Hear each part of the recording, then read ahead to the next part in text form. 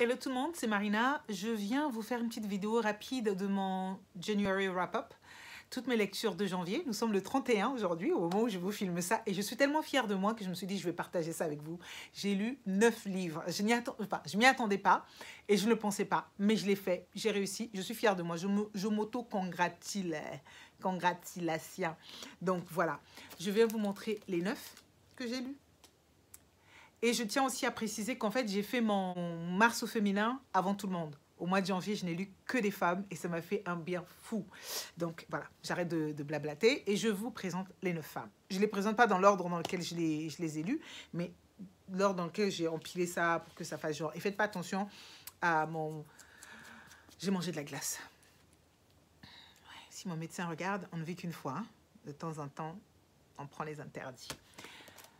On va commencer par Mutilé, parce que c'est le plus petit de tous ceux que j'ai lus, qui était tout en haut. Mutilé de Kadi Koita, qui m'a été recommandé, en fait, ou suggéré par Afropolite. Je vous mettrai le lien de sa page Instagram en bas de la vidéo. Parce qu'en fait, c'est quand j'ai publié une de mes lectures qu'elle m'a dit « Est-ce qu'on pourrait échanger ?» Parce que je suis en ce moment en train de lire Mutilé de Kadi Koita, qui est vraiment en plein dans les mutilations génitales féminines. Donc, j'aimerais bien qu'on en discute. Elle me l'a dit. Le jour même où elle a écrit, j'ai fait ma commande 3 jours plus tard. Je pense que je l'ai reçu. Enfin, il n'était pas en très bon état, hein, le livre. Franchement, j'avais envie de râler. Vous voyez, là, c'est moi qui ai collé le livre. Mais bon, ça, c'est des détails. Donc voilà, je l'ai lu en 1-2. C'est un livre que j'ai apprécié, même si je ne lui ai donné que 3 étoiles, 3.6, parce que l'histoire était intéressante, mais Kadi n'est clairement pas une autrice. Et ce qui m'a dérangé dans ce roman, c'est aussi, dans ce récit, hein, parce que c'est une autobiographie, c'est l'incursion que fait sans arrêt une deuxième personne. En fait, vous avez l'impression que c'est une autobiographie, c'est son récit. Mais quand vous lirez, parce que je vous recommande vivement de le lire, parce que vous allez apprendre beaucoup sur les Soninké en règle générale, les Soninké du Sénégal, mais aussi du Mali, hein, c'est le même peuple. Elle va beaucoup s'attarder sur les coutumes de son peuple, et elle va faire vraiment les différences, parce qu'elle va s'attarder évidemment sur sa mutilation génitale, hein, l'excision, parce que c'est ce qui a fait, enfin, c'est ce qui a motivé ce livre, l'écriture de ce livre dans un premier temps. Mais elle va aussi nous parler de la polygamie, des coutumes, les traditions, comment, de l'éducation. Comment on conçoit le fait qu'un homme puisse faire des études, de longues études, mais qu'une fille, une fois qu'elle a... On dit qu'elle a fini, elle a eu son BEPC, ou voilà, elle a fini son cursus, elle n'a pas besoin d'en savoir trop. Okay, l'homme doit apprendre, mais la femme, vu qu'elle va être de toute façon destinée à être soumise à l'homme et dépendre de l'homme, elle n'a pas besoin d'acquérir tant de savoir que ça, blablabla. Bla, bla, bla. Ce que j'ai pas aimé, comme je vous disais, il y avait une incursion d'une autre paire de mains.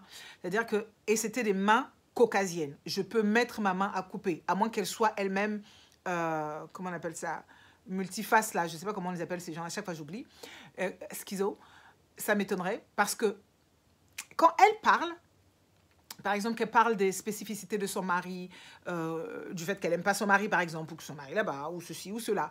On sent qu'elle dit, c'est mon mari qui est comme ça.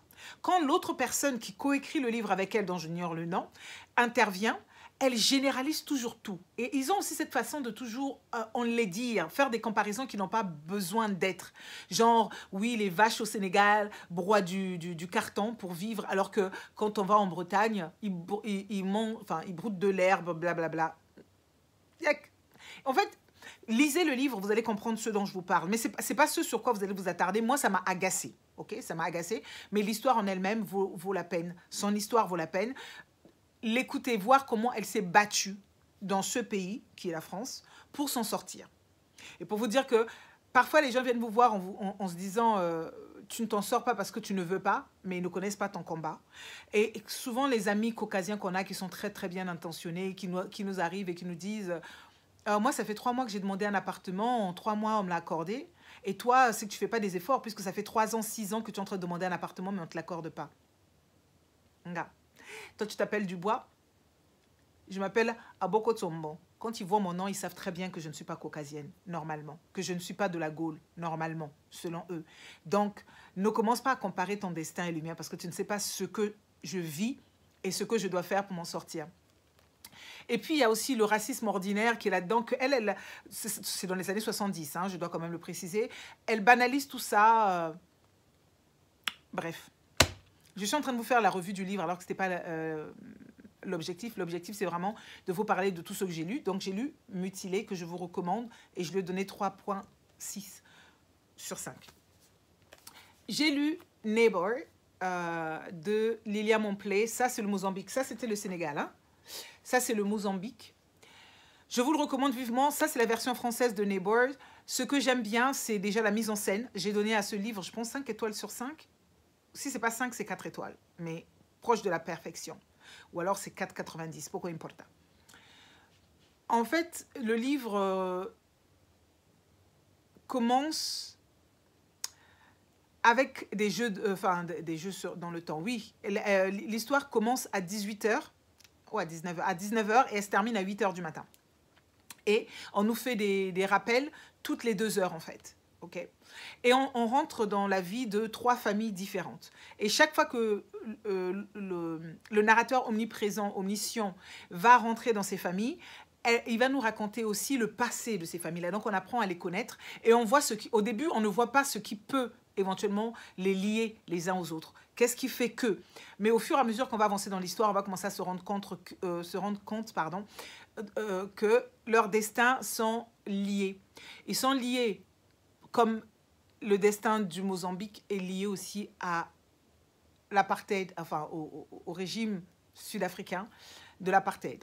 Comment les Sud-Africains venaient un petit peu foutre le dawa dans le pays des autres, avec l'aide de l'OTAN, bien sûr.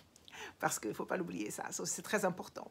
Si les Sud-Africains, les Sud-Africains fascistes là, se sentaient forts, c'est parce qu'ils avaient l'appui de l'OTAN en règle générale, et que quand ils faisaient des business, la France, l'Allemagne, la Grande-Bretagne étaient toujours, on va dire, à 80% investis dans les business qu'eux mettaient en place. Mais ici, on va voir, l'histoire, ça va être celle-là, mais ça va être aussi prétexte à nous montrer exactement ce qui s'est passé avant, pendant et pratiquement après la colonisation au Mozambique.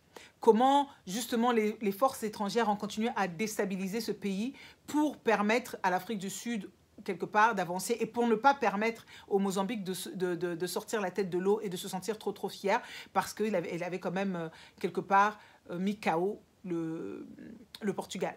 Okay? Parce que voilà, le Mozambique, c'était une ancienne colonie portugaise. Voilà, je vous le recommande vivement. Je ne vous en dis pas grand-chose. Hein. Ce que je vous ai dit, c'est absolument rien. C'est brouillon, c'est pas grave, c'est voulu. Mais je vous le recommande vivement. C'est un très, très, très bon roman. J'ai aimé la façon dont elle a traité le colorisme aussi. Parce que quand je vous ai dit, c'est vraiment la façon de voir les couleurs, les races, les gens là-dedans, c'est dicté par l'apartheid. Okay? Il y a les blancs en haut, après, les hommes blancs, les femmes blanches, les Indiens, qui eux-mêmes, même s'ils sortent de la misère de l'île Maurice, par exemple, et qui viennent se chercher au Mozambique, ils se sentent toujours, par exemple, supérieurs aux métis, qui eux-mêmes se sentent supérieurs aux noirs, qui eux, par contre, les noirs, rêvent de se mélanger aux mulâtres pour sauver la race, pour améliorer la race. Enfin, c'est magnifique. À lire, je recommande vivement. Lilia Monplay, Neighbor. Et comme je l'ai dit, ne vous fiez pas au fait que c'est écrit en anglais. Ça, c'est la version française de ce roman. Ensuite, j'ai lu Samantha à Kinshasa. Samantha à Kinshasa raconte l'histoire de Samantha, qui est une journaliste. Le jour où elle commence à nous raconter cette histoire, elle se trouve à bord d'un avion qui l'emmène en France, en fait. Et elle commence comme ça à avoir des kind of flashbacks de son séjour, de toute sa vie à Kinshasa. On nous raconte les mœurs de Kinshasa. Mais ce qui m'a plu beaucoup là, c'est presque, j'allais dire la géographie, mais le côté guide touristique de Kinshasa. Quand vous lisez ce livre-là, avant de partir à Kinshasa, je pense que si vous y arrivez, vous ne pouvez pas vous perdre. Ce qui m'a déplu dans ce livre, c'est l'accès de répétition, d'autant plus que, avant d'entrer dans l'histoire, on a 5 pages à peu près de lexique pour nous expliquer les différents termes qu'on va rencontrer. Et pendant qu'on est en train de lire l'histoire, chaque fois qu'on rencontre ce terme-là, elle le réexplique à nouveau. Et je me dis, mais attends, si on rencontre le même terme 5 fois, elle va le réexpliquer les 5 fois. Je me dis, mais pourquoi on s'est coltiné les 5 pages du lexique au départ? Si c'est pour que chaque fois que tu racontes, tu puisses encore développer sur ça. Ça m'a agacé. La deuxième chose qui m'a agacé, c'est que j'avais l'impression que c'était des nouvelles qu'elle a réunies en fait, qu'elle a mis ensemble pour essayer de faire cette histoire. Et justement, à cause des répétitions aussi. Et voilà, ça donnait l'impression que c'était décousu. Mais l'histoire en elle-même est très belle. J'ai vu ce qu'elle a voulu dire. Et parfois, je riais. Bon, congolaise, je riais jaune aussi des fois. Je me disais, ah, attaque ou abeta abatou, vraiment, Malembe est dosé. Elle y allait fort. Mais c'est bon enfant, en fait. Ça fait rire, ça détend, etc. Et si vous comprenez un tant soit peu Lingala, vous allez vraiment vous éclater. Ça ne veut pas dire que si vous ne comprenez pas Lingala, vous n'allez pas comprendre, mais c'est qu'au premier, vous n'aurez même pas besoin de lire le lexique. À la première lecture, vu que vous comprenez Lingala, vous allez comprendre ce qui se dit. Mais pour les autres, évidemment, elle donne les explications. Et ce sont ces explications-là qui m'ont un petit peu saoulée. Mais sinon, je le recommande. Je lui ai donné 3 sur 5, celui-ci. Wangari Maathai. Oui, je mets la main là-dedans parce que cette édition... J'ai dû m'acheter une nouvelle édition de ce livre, justement parce qu'elle est pub partout, là, ça m'a saoulée. Ce livre que j'ai acheté parce que Miss Voltan, de Boss, m'a mis, on va dire, l'arme sur la tempe, quoi. Elle m'a dit d'acheter ce livre, de le lire alors qu'elle-même ne l'a pas encore lu et qu'elle avait la version anglaise qui s'appelle Nbao. Bref, je fais court. C'est l'histoire, c'est le destin de Wangari Maathai. Franchement, je souhaite d'avoir autant de pêche et de vivacité dans les jours à venir pour vous faire une revue complète de ce livre que je vous recommande vivement de lire. Je lui ai donné 5 étoiles sur 5. Cette femme, c'est une badass. C'est voilà, le genre de femme dont tu te dis, ah, quand je serai grande, je veux être elle. Voilà. Avoir autant de ténacité, d'avoir autant de détermination, de faire face à tout, même quand on veut t'humilier, te relever toujours et aller de l'avant. You know? Parce que être une femme, c'est quelque chose. Hein. Être une femme, c'est quelque chose. J'ai lu des femmes ce mois-ci qui m'ont donné l'impression que la première malédiction de la terre, c'est d'être une femme. Tu dois te battre pour tout. Et tu dois te battre contre tous. Même les gens qui te disent t'aimer aujourd'hui, supporter ta position aujourd'hui. Demain, ils vont se lasser parce que les hommes dans leur ego fragile, comme la femme est plus intelligente, tu n'as pas le droit de parler en public parce que sinon ça lui donne leur idiot. Mais est-ce qu'on t'a interdit d'aller t'instruire? Bref. Et puis ça parle aussi de la vie politique, surtout au Kenya à l'époque de Arap Moi, comment on appelle ça, du tribalisme. Bon, enfin, je ne suis pas choquée. Hein. Je pense que le tribalisme, je me rends compte que c'est dans tous les pays d'Afrique et c'est malheureux, mais c'est comme ça. Elle en a beaucoup souffert, mais elle n'a pas lâché l'affaire. Donc, franchement, lisez-le. Vous pouvez le trouver n'importe où en édition poche à 6 euros. Voilà. Wangari Maathai, celle qui plante les arbres. J'ai lu encore le Mozambique, décidément. Dumbanenge, Run for Your Life. Ça, ce sont des petites histoires comme ça qui racontent la vie quotidienne au Mozambique après l'indépendance. Ce que Lina, parce que c'est écrit par Lina Magaya, ce qu'elle fait ici, c'est vraiment vous montrer à quel point, justement, comme dans Nebor, à quel point la police sud-africaine était, comment dire, puissante. Elle se sentait vraiment imbattable, intouchable. Elle déstabilisait, elle enrôlait même les Mozambiquais pour les monter les uns contre les autres. C'est comme ça. Ce livre, il est tout petit. Mais le truc, c'est qu'il y a du sang. J'ai l'impression qu'à chaque page, il y a du sang. Il y a aussi la cause féminine qui est défendue. Bon, hein, comme je vous l'ai dit, être une femme, c'est matata et pas ignonso partout. Il n'y a aucun pays qui est épargné. Donc, la Wangari Maathai, je n'avais pas précisé que c'était le Kenya. Ok. Donc, pour l'instant, je récapitule juste au cas où vous n'aurez pas suivi. On a le Sénégal, le Mozambique avec Nebor et Lilia Montplay. Le Congo-Kinshasa avec Marie-Louise Mumbu. Je n'avais pas dit son nom, j'ai juste dit Samantha à Kinshasa, mais je n'avais pas dit qui avait écrit le roman. C'est Marie-Louise Mumbu. Voilà. Et donc, celle qui plante les arbres, Wangari Maathai du Kenya. Et Dumbanenge, Run for Your Life, c'est Lina Magaya du Mozambique.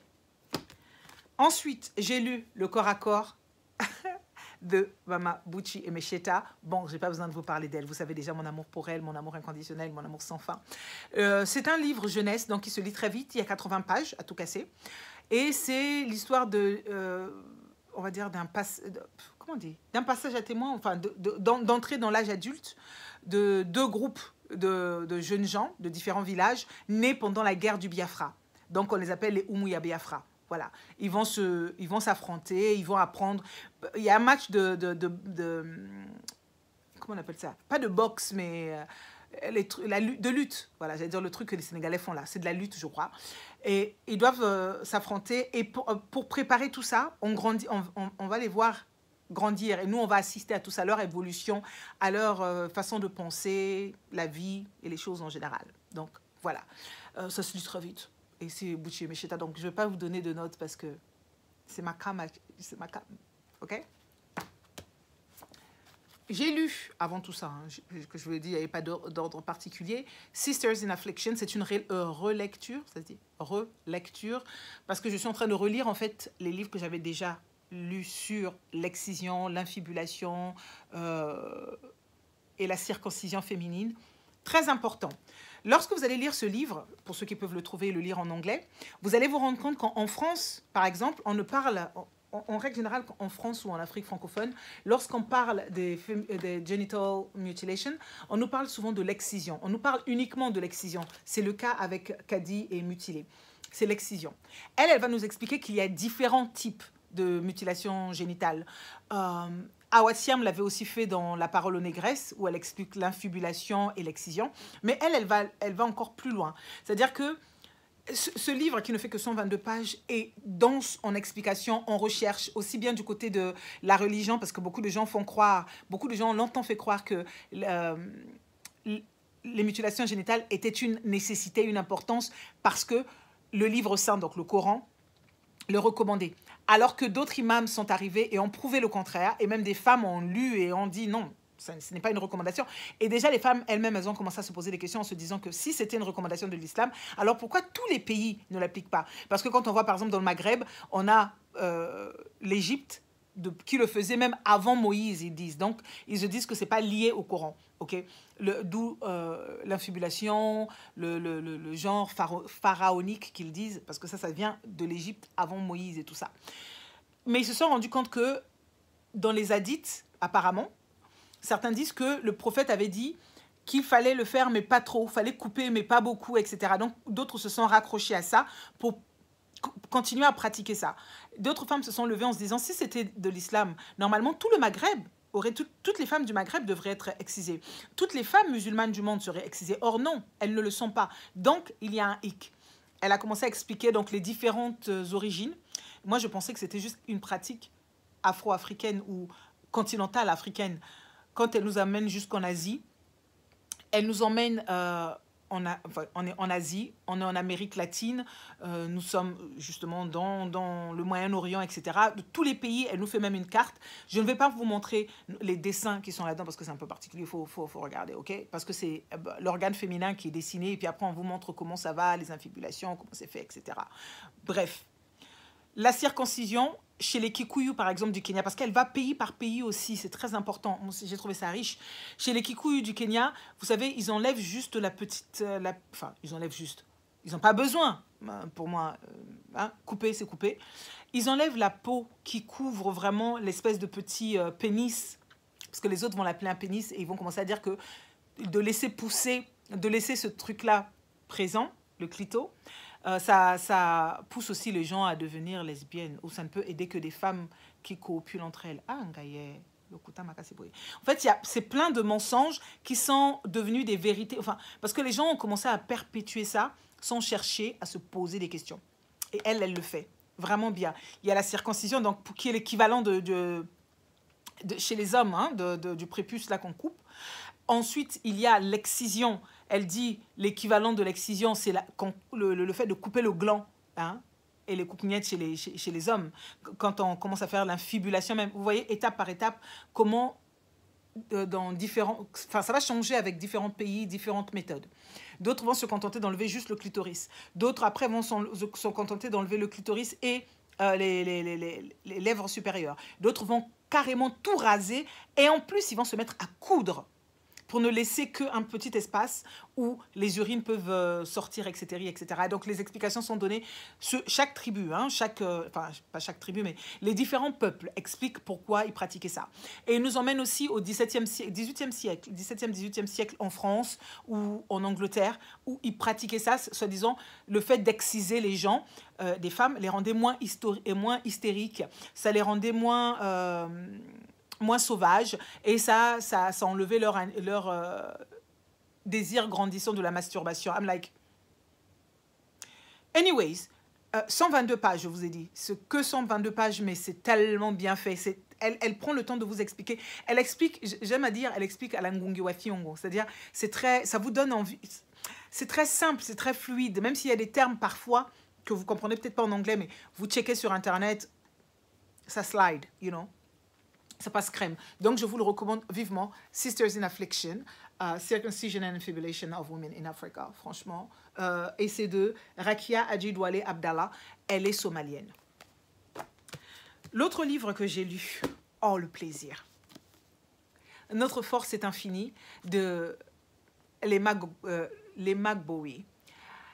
Oh là là, oh là là. Je ne sais pas comment vous résumer ce livre. Lisez-le. C'est Christelle. En fait, je l'avais déjà vu sur ma... je l'avais déjà vu passer. Et je me suis rendu compte après l'avoir commandé en français qu'en fait, si je l'avais vu passer, c'est pas simplement chez les autres, c'est parce que je l'ai en anglais et que je n'avais jamais pris le temps de le lire. Je crois que ça fait 5 ou 6 ans qu'il doit être là parce qu'il est de l'autre côté de mes livres. OK? Et elle m'a dit, non, mais tu dois lire. Enfin, je ne sais pas si Christelle vous a déjà fait des recommandations. Ce sont presque des menaces de mort. Il faut tant à beaucoup. Il faut tant à nous. C'est ça. C'est ça, sa tendresse. Bon, ce roman n'a pas de chance. Cette autobiographie, pardon, j'ai été interrompue 3 fois de suite. Parce qu'en fait, non, c'était vraiment pour moi. C'était des livraisons de livres pour la scène littéraire. Ok, donc je suis descendue les chercher. Blablabla. Les Magboui, Notre force est infinie. Ça, c'est là, j'allais dire c'est la Sierra Leone. Non, c'est le Libéria. C'est le Libéria sous l'emprise au départ de John Doe qui est chassé du pouvoir et qui finalement est presque remplacé par Charles Taylor qui n'est pas mieux. En fait, en général, quand on a un dictateur ou quand on a un bourreau, on se dit on va se débarrasser de lui et puis les choses vont s'arranger. On ne sait pas, on sait ce qu'on perd, on ne sait pas ce qu'on va retrouver. C'est pas que John Doe était meilleur, hein, je dis, c'était un, comme partout en Afrique, pardon, c'était un tribaliste. Mais je ne sais pas s'il était moins sanguinaire que les autres. Parce que Charles Taylor va s'avérer très très nuisible, très sanguinaire, jusqu'à ce que les femmes se lèvent pour le faire partir de là, en usant de tout ce qu'elles avaient, de tous les moyens qu'elles pouvaient. Hein. À un moment donné, elles ont même fait la grève du sexe, ce qui a fait rire les gens, mais qui a quand même eu son petit effet, etc. Et entre autres, cette dame a été prix Nobel de la paix en 2011 aux côtés de la première dame de l'époque, Sirleaf. Voilà. Je ne peux pas vous raconter tout. Enfin, lisez-le. Lisez-le. Et en tout dernier, parce que c'est le tout dernier que je vais de finir aujourd'hui et qui m'a motivé vraiment à faire cette vidéo, c'est Docteur de l'espoir du docteur Awa Abdi. J'avais déjà acheté il y a quelques années, c'est le même cas que, dans le même cas que les Magboui. Comme je vous dis que je les ai en anglais et après tu les empiles quelque part parce que tu te dis je prendrai le temps de le lire un jour, je prendrai le temps de le lire un jour et puis tu le lis pas. Et un jour, je l'ai vu en français, je me suis dit, peut-être qu'en français, ça ira plus vite. Parce que des fois, quand je mets les livres de côté, c'est soit parce qu'ils sont trop gros et qui m'impressionnent, soit parce que je me dis, lire en anglais, j'ai quelque chose dans... Je crois que j'ai un poil dans l'œil, je sais pas. Un cil qui me rentre dans... Oh, un poil, whatever. J'ai quelque chose qui a dû me rentrer dans l'œil quand je suis partie pour récupérer les livres, parce que là, ça me saoule un peu. Bref, vous vous en foutez. Oui, je l'avais mis de côté parce que soit les livres sont trop gros, soit j'ai la flemme de lire en anglais. Parce qu'il m'arrive vraiment d'avoir la flemme de lire en anglais, à moins que l'histoire me tienne vraiment, vraiment, vraiment à cœur. Enfin, que me ténaille à ce moment-là, quoi. Que je n'en... que je sois vraiment obligée, quelque part, de lire parce que moi-même, je suis obsédée par l'histoire. Sinon, je peux mettre ça de côté. Et c'est ce qui s'est passé avec ce livre-là. Je l'ai longtemps, cette autobiographie, je l'ai mise de côté. Et en 2020, je crois, lorsque on a annoncé le décès justement du docteur Awa Abdi, je me suis dit, non, Marina aura occasion. Parce que depuis les années que tu veux connaître cette femme, en fait, tu veux la lire. Je voyais les vidéos, je voyais les interventions, mais je voulais la lire, savoir vraiment ce que les gens peuvent faire des interventions. Ça me dérange, moi, ce truc, hein, je sais pas. Cette tache de glace. Je pensais que ça allait sécher et puis partir, mais... Moutou-Makassi, hein, ça devait être une glace congolaise. Moutou-Makassi, trop. Bref. Donc, je me disais, je vais lire. Je ne l'ai pas fait. Je l'ai fait aujourd'hui, c'est ce qui vous intéresse. Je l'ai fait en 3 jours. Si vous lisez relativement vite et que vous consacrez vraiment à la lecture, vous pourrez peut-être le lire en une seule journée. Moi, j'ai lu en 3 jours parce que Vous le savez, je le lis dans les transports en commun. Bref, cette femme est somalienne, était somalienne. Là aussi, on va être un petit peu dans le cas, à peu près dans la même configuration qu'avec les Mac Bowie. Mais si vous n'avez pas lu les Mac Bowie, il faut que je vous explique pourquoi je vous dis ça. C'est une femme qui va faire de longues études. Elle va aller faire ses études en URSS. Elle va rencontrer là-bas son futur mari. Elle étudie pour devenir médecin. Lui, il étudie, je ne sais pas trop pourquoi. On le dit, mais c'est un personnage secondaire et vous comprendrez plus tard pourquoi tout ce qui l'intéresse, tout ce qui le concerne finalement m'intéresse très peu. Donc, ils se promettent de se marier. Lui, quand il rentre au pays, en Somalie, elle reste en URSS pour suivre ses études. Ok ? Elle en sort donc gradée, elle rentre chez elle. Elle doit travailler sous l'autorité des hommes qui, chaque fois, la briment. Même s'ils savent ce qu'elle est capable de faire, ils lui imposent autre chose. En fait, les choses qu'elle n'aime pas forcément pour essayer de prouver que, finalement, c'est une femme, c'est pour ça qu'elle n'a pas les capacités ou les moyens de faire ci. Enfin bref. Elle s'en sort bien et à ses diplômes de médecin, de chirurgienne, etc., elle va ajouter elle va repartir à l'école pour ajouter des diplômes en droit. Elle va se marier, ils vont avoir des enfants, mais après... Quand ils se marient, c'est sur un principe tout simple. Hein. Ils sont connus à l'étranger, il n'y a pas de religion à coup forcé, quoi ou qu'est-ce. Non, non, non. C'est vraiment, on est libre. Tu es mon mari, même si je gagne plus que toi, ça ne pose pas de problème. Mais mari dit, ça ne pose pas de problème. Tu es mon mari, si je sors le matin et que d'autres personnes viennent s'occuper des enfants, ça ne te pose pas de problème. Ça ne pose pas de problème. Ça, c'est au début, quand l'amour est jeune, quand l'amour est beau. Et puis quand les années commencent à passer, et puis quand les gens commencent à te faire remarquer que ta femme est brillante, mais ta femme peut-être gagne plus que toi, Ici, là, les hommes, l'ego des hommes est très fragile en fait. Je me rends compte, c'est fragile, on le sait. C'est très très fragile. Anyways, en dehors de ça, c'est quelqu'un donc qui va prendre beaucoup d'initiatives, qui a la bénédiction. Elle croit beaucoup à la bénédiction des siens, donc elle est bénie par sa grand-mère qui lui dit que elle deviendra quelqu'un. Enfin, lisez, vous allez voir. Je ne peux pas vous donner tous les détails de la bénédiction que lui laisse sa grand-mère. Toujours est-il que cette bénédiction, en fait, va s'accomplir quelque part. Elle va finir par bâtir sa propre clinique dans un village, dans le village, justement, de ses parents. Parce que, elle voulait aussi aider au début, c'est vraiment aider les gens, exercer son métier un peu librement. Vous allez voir comment, tout le temps, comme chez... comment dire, chez Wangari Maathai, quand tu es femme et que tu prends des initiatives, les hommes se sentent bousculés et ils veulent, t'écraser, te faire te taire, quoi. Et elle, ça va être justement l'armée, ça va être presque les djihadistes, ça va être des groupes qui vont lui faire comprendre et qui vont lui dire très clairement, t'es qu'une femme. C'est nous, normalement, qui devions gérer ça, alors que elle est propriétaire d'hectares de terre où elle a bâti, entre autres, le long d'une grande avenue, sa clinique, donc pour permettre aux gens de venir, les gens des brousses qui vivent... Parce que c'est en pleine brousse, en fait.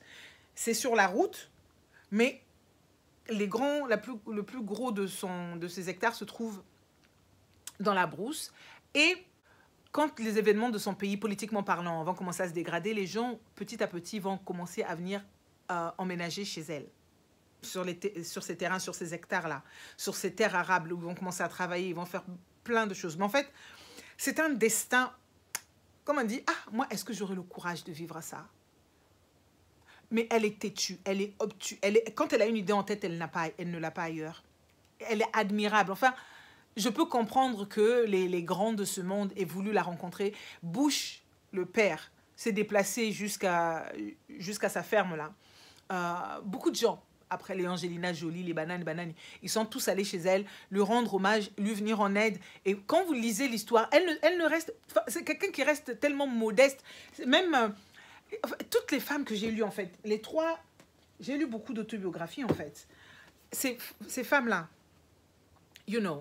elles sont intéressantes. Wangari Maathai, parce qu'elle n'a jamais rejeté, renié ou d'aucun moment senti petite parce qu'elle était villageoise. Elle a gardé cet esprit villageoise malgré les diplômes en botanique, en ceci, les doctorats. Elle était professeure de ceci, de cela.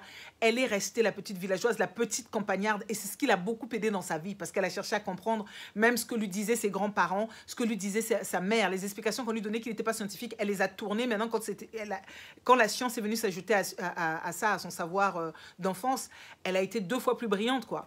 Et pareil, elle n'avait pas de diplôme au départ, elle avait juste sa motivation, son envie de... Elle a repris les études pour aller de l'avant et ça aboutit à de grandes choses. Si bien qu'il y a d'autres personnes qui, encore des hommes, qui se sont sentis obligés de s'écarter parce qu'il y avait trop de lumière en elle, parce qu'une femme trop puissante, ça fait peur, et puis c'est tout. Et elle, c'est à peu près la même chose, mais je vais vous laisser découvrir ces femmes, lire ces femmes, acheter, même si vous les prenez pas genre grand format, si vous les trouvez en proche, prenez-les. Même si vous les trouvez que d'occasion, prenez, lisez. Franchement, je vous les recommande. Je sais pas, j'ai eu un mois de janvier tellement merveilleux. C'est vous dire que même ceux à qui j'ai mis 3 étoiles comme celui, il est touchant, le récit de Kadi Koita. On sait que c'est pas une écrivaine, on sait que c'est pas, voilà, c'est pas de la littérature, c'est un récit. En fait, comme elle le dit elle-même, elle a fait son griot. Elle a raconté son histoire, c'était ça le plus important. Ok? C'est pour ça que, sauf que les intrusions, je vous ai dit, le racisme ordinaire, tout ça là, j'aime pas ça. Le white gaze qu'il y a là-dedans, ça m'a beaucoup indisposé. Corps à corps, jeunesse, un livre jeunesse de Mamabuchi Emecheta. Dumbanege, Run for Your Life, Mozambique et Lina Magaya. Ok? Juste au cas où, je pense que je vous mettrai quand même les noms des auteurs, si j'ai pas trop la flemme. Sisters in Affliction, Circumcision and Amphibulation of Women in Africa. Il y en a un autre que je vais lire peut-être le mois prochain, je sais pas, et je vous en parlerai aussi. Je crois que ça, c'est le Soudan. Ça, c'était la Somalie et l'autre, c'est le Soudan. Marie-Louise Mumbu et Samantha à Kinshasa. Neighbors de Lilia Momplé au Mozambique. Et puis voilà. Donc, en tout et pour tout, 9 œuvres, 9 livres que des femmes. Et franchement, j'ai aimé mon mois de janvier. Et j'espère que j'aurai autant de force et autant de plaisir pour le mois de février. Mais là, comme les livres de la scène littéraire commencent à arriver, on va lire autrement. Voilà. En tout cas, j'espère que la vidéo vous aura fait un petit peu de bien et que vous avez découvert des œuvres qui vous intéressent. Et si vous souhaitez éventuellement avoir des œuvres individuelles, parce que je n'aurai pas le temps de faire des revues pour chaque livre, je le sais, j'ai la flemme et j'ai la vie. Donc voilà. Mettez-le moi en commentaire pour que je m'attarde sur ces œuvres-là en particulier. Allez, je vous embrasse très fort. D'ici là, portez-vous bien et à très bientôt. Bye bye.